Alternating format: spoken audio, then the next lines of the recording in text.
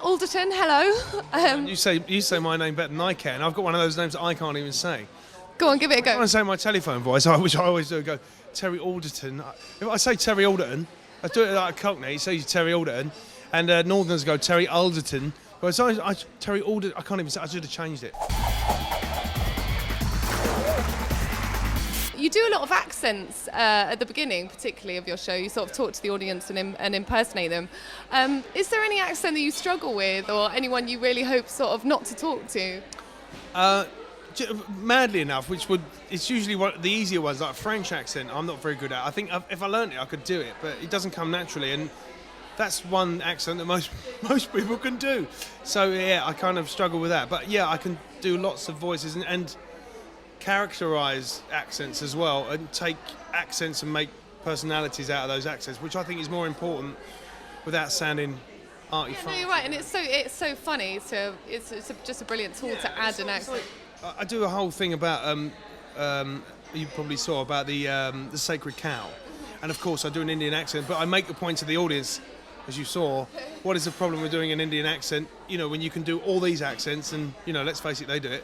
You know, it's about time that you should be able to do it, and of course you see it as I do it as a character as well. So it's not just a generalisation of Indian people and being like, you know, that terrible old 1970s comedian at the end of the pier. And I think that's a stigma that's lent with it. And I think we're living in an age now where, you know, the world is small. I've travelled to these countries, you know, and I've observed it. And all it is an observation of like doing something from Manchester. It's exactly the same, you know. I feel like Nigerian's totally acceptable now, but Indian's still a bit off. Of course, well, yeah, and Nigerians as well, and it's always been cliche with, of course, the traffic warden, which is just reminding me of a joke that I should be putting in this show. Actually, I forgot a really good joke about that. Anyway, not about Nigerian traffic wardens, no. Just about. Anyway, it doesn't matter. What's your favourite accent stroke character to do? What's your favourite one? That's a good question. I think my favourite voices, of course, are the voices. If you know the show, I have these alter egos. So yeah, I mean, I like doing those two. The deep one kills me a little bit, or I kill them. I don't know how you're looking at it. But it's interesting because during my show, really, you never really hear my voice. And there is one point when I take the phone call, and that's the only time you actually really hear me, I think. It's great. I don't have any specific favourite. And there's a point in the show where you list all the prime numbers up to, I don't know, I can't remember how much, but a ridiculous figure. How the hell did you learn that?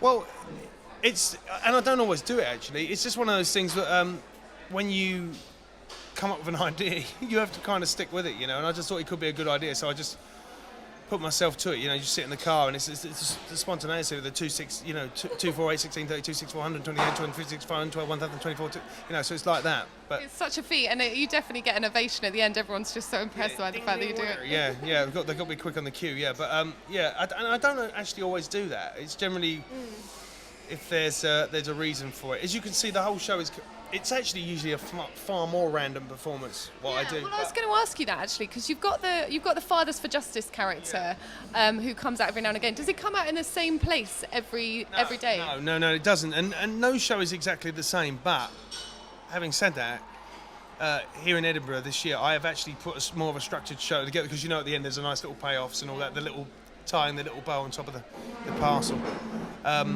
So this year I've kind of had a structure, but generally I like just flying off it, to be honest with you. But I think people appreciate, if I'm honest, when you actually structure it, because they think, well, you put work into this. I think when you ad-lib a lot, I think it can be seen to go, well, it's good, the ad-libbing's great, but where you haven't really worked on this. So what I've done is I've given myself maybe 15-20% in that show to let myself riff, but also I've given myself enough room that it's not too rigid in the structure, because I would get bored. And tell me about the alter ego character, who's the guy at the back who the voices he comments on the audience, and he comments on you. It's both. It's two. Yeah, and then there's me, of course. So, are they? How long has he been with you? How long have those two characters been with you? All my life. As I say, it's well, basically, you know, I'm tormented by these voices, and I think as we all are, but mine got to a point where it was ridiculous, and I just thought some sort of therapy. I needed to reinvent myself, so I decided to put them on stage, and it was just by chance that one night I was working at a gig in Dubai, I think I was, and Ben Norris happened to say, that's crazy. What is that you're doing? And I said, well, I've kind of given up. I don't want to do it anymore. And he went, well, that's mad. What you're doing? You have to pursue it. So I did. So now I have these two voices goading me, and what they do, they put me in places. But also, I can tell gags that no one else can do it. Yeah. Apart from maybe event acts, of course, ventriloquists. They're quite a good device, aren't they? Because then, especially if a gag goes wrong, you can go back and sort of deliberately be played wrong. So they will get me out of it, but equally will put me in it. But why I'm thinking of that about what they're talking about, I'm having to think what the ad lib is going to be off the back of that. Equally, while setting up the next thing to make it all run into one bit. So it's the only time as a man I can multitask. I genuinely think I'm better than any woman at that point. Yeah, definitely. But it's crazy, and I can't really analyse it too much. But it comes from madness, and it comes. I think it was a bad acid trip when I was about 18, and my friends thought it'd be funny to spike me up on a Thursday night when they all went home. Oh my God.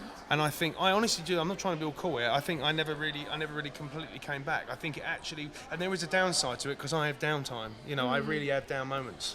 Well, I think a lot of the comics I've met certainly are very up and down. I think also as a comic, you analyse the world all the time. And then you start making 202 makes 17. And it becomes like conspiracy and stuff. And you're thinking, what is true anymore? Because you're constantly thinking, well, that's possible. So and also. As I sometimes talk in my act, I'm a charlatan, right? Because generally I'm playing to people who do 9-to-5 jobs about their lives in a world I don't live in. That doesn't make better or worse a person. But really, you're talking about things that what really makes a comic laugh is too twisted and debauched to mention on a stage. Yeah, definitely. And the general public wouldn't admit they have the same thought. It's true. Yeah, you're absolutely right. We're all charlatans, really. We're going, and you never believe what. And it didn't because I didn't get up till 12:30 in the afternoon. And then I got in the motorway, sat in the motorway, drove my car and got in and walked into this gig and now telling funny stories. There you go. It must be really hard to find new material then, is it? Well, not really, because life's material, isn't it? I mean, on the complete flip side to what we say, I still look at life in a way and I'm hoping that, the notion that I take on something is still something you will see, but if my take might be slightly different on a comical take, because that's my job, right? But sometimes you'll think of stuff and you're thinking, you will be going, oh, that will work. You see, and that's where you feel like a bit of a charlatan because you'll be sitting in the shower going, oh, that'll get a laugh. So that's the way I work. There are some comics, of course, that will go, this is how I really am thinking. I mean, do you think, those voices, do you think they will stay with you now in your act forever? Yeah, I love them. I hate them and I love them. I mean, you can never say never say never, and you can never say ever, can you really? But I can't see them going because it gives me a device in comedy that I don't think anyone else can really do unless they're a ventriloquist, I suppose. Definitely. No, I completely agree. Yeah. So, you won a Perrier. You were nominated for a Perrier Award in 1999. So you've been at the top of your game for ever since then, like 11 years now. Yeah. So how do you keep it fresh? Because I reinvented. I mean, I got really down in 2001. It was I spent 10 years coming up. I got to 99. I won the Perrier nomination. This was amazing. I couldn't do anything wrong. I had TV. I was doing Mr. Saturday Night, and then it didn't work out. It left me. I left it, and I became very down. And at that point, I didn't work for like 3 years. They hit the Twin Towers, and I was completely full of mentalness. That's a whole other interview. And yeah, I mean. It was time to reinvent, and I've reinvented it. So I reckon really since 2006, I didn't really work from 2001 to 2004, really, 2005. I didn't do anything. I was broke. I was in debt. And it was the only achievement I'll actually pat myself on the back for, that I actually really, in a really bad place, I kind of, got myself together. But what is interesting, if you've ever been down, and hopefully you haven't, but if you can come out the other side, you're so strong. Yeah, definitely. Do you think this is your strongest material and your strongest show? I don't care. It's just what I'm doing. You can't offend me. I've told myself far worse things than anyone can ever tell me. And equally, no one knows you and don't know me. So you just got to do what you do, because it's become a cliche now. But the Marmite thing, I never realised what a great thing that is, because if people really don't like you, the people that really do like you will stick with you. If you're just kind of middle of the road, people go, oh, he was good, and that's it. Exactly. You want people to remember you, and they'll definitely always remember your act. And that does involve people really liking you or really hating you, and either way, you're still making people talk, aren't you? And but believe it or not, once it's over and I leave the stage, I just go home, and then that's the end of it. I'm not into it anymore. So this is kind of war. How do you think Edinburgh's changed since you first started? Have you noticed a shift in the tone of jokes or anything else?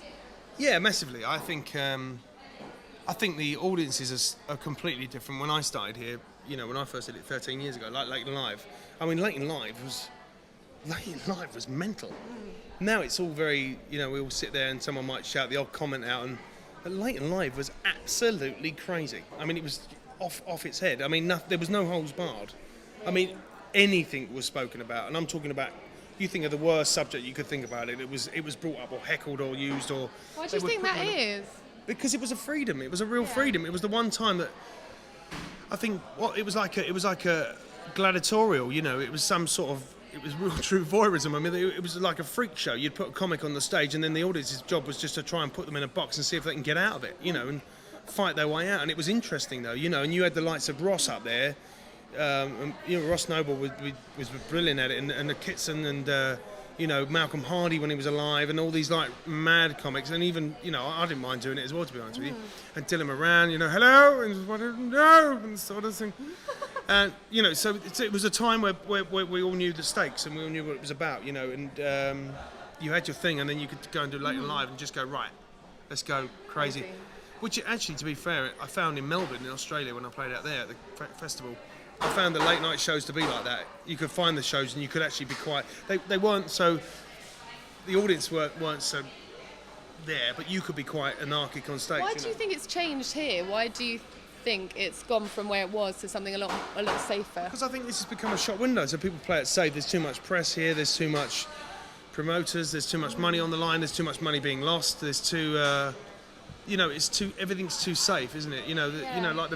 It's not the BBC Two thing anymore, where they used to try things out. No one wants to. I mean, there will be the people who will experiment up here. Yeah. And personally, I'll do what I do, and I'm sure there are other comics that do what they do. But there is that slight little thing behind you. And so many comics worry about reviews, man. Yeah. Really gets on my nerves. They seem to really be important though up here. Well, they are, but the thing is, they're not, aren't they? Because the general public now have got iPhones, and they've completely made them redundant, really. Do you think I give this 5 stars? You get people out there going, I'll give this 1 star. It's rubbish. Yeah. So you don't think a 1-star review by a sort of reviewer makes it? So I went and saw Jon Brender, right?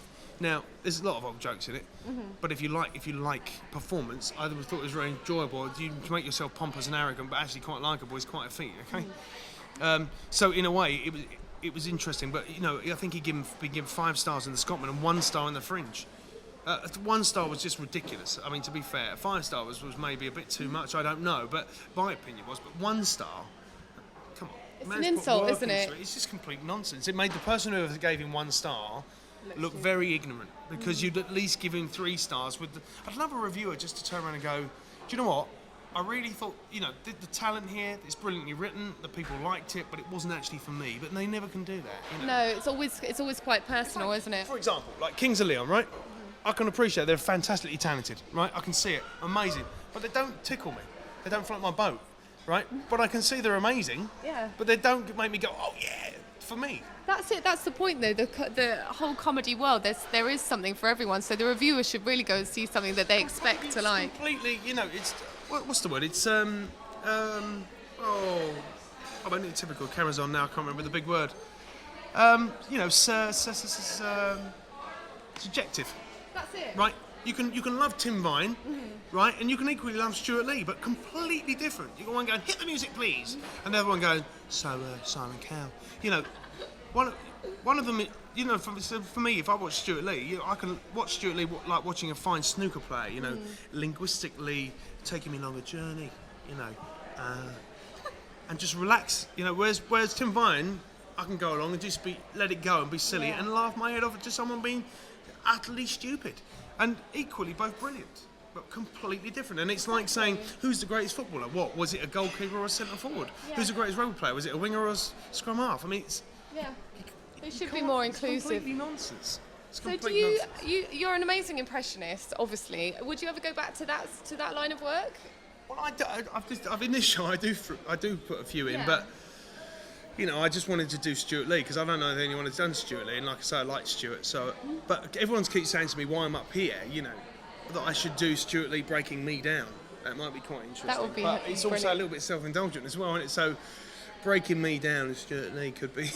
So I think about Alderton, yeah. So it surprised me. Some of the I've thrown in some festival favourites. Yeah. Like Reg Hunter, and it's amazing how many people know who I consider friends. And you do them, and in the reaction they go, "Oh, bloody everybody knows them." Damn you pretty. Exactly. And you're thinking, wow, everyone knows Reg. So it's quite crazy. It's quite crazy how the power of Edinburgh. But I wouldn't dare do them outside Edinburgh because I don't think everyone would know them then. But No, I think you're right. It is like a bubble, isn't it, up here? it's completely a bubble. I could ring my some friends back home and they will say, how's Edinburgh going? Is it good? And you think, well, don't you know? Everybody knows about Edinburgh, don't they? But of course they don't. No, it's just a complete bubble, a bipolar bubble as well. Yeah, I have to say, just walking down the road and everyone knowing you is the weirdest thing in the whole world. Yeah, well, I haven't got to that, but I can only imagine. So you've done loads of TV in your life, acting and presenting and comedy. Would you like to do more of that, or do you prefer live comedy? I don't actually want to do stand-up comedy. It's not really what I want to do. I want to do, character acting. I mean, don't get me wrong. I'm not saying I am. I want to do what Peter Sellers did. That's what I always dreamt I wanted to do. I'm not saying I'm as good as Peter Sellers. Please don't think I'm saying that. But I would love to be given the chance to play those characters. Yeah, that's what I really love doing. acting, and that's what I dreamt of going to Hollywood.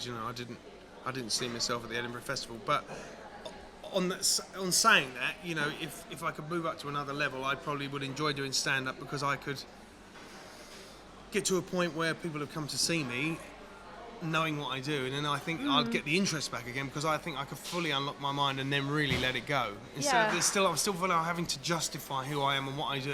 I'd love to. The first time I turn around to the voices and go, and the place goes off. And then I know we've done it, and it's only ever happened once at the Royal School of Music because they had me back the next year, and I didn't realise that they were the same students. Stupidly.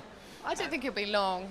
When I turned and when I did it, was amazing. It was amazing. Well, that's very kind of you. I've got to the point where I think I'm going to be a nearly man now, but it doesn't matter. I'm all right with it. So I don't think so. You're still really young. You've got ages. Yeah, not as young as some of them up here now, though. God. Yeah. They're just bloody fetuses doing bloody comedy. They're like that inside the stomach going, no, it's not when you're sucking off the umbilical cord.